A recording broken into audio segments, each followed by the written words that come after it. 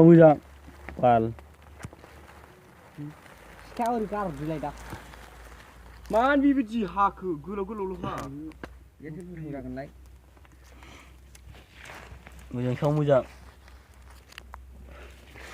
मा फाग्ला बोरबाय थाखो बिलाय बिस्ला होनानै जाखायो गोजौआव बोख्लायदोब्रा गोदाव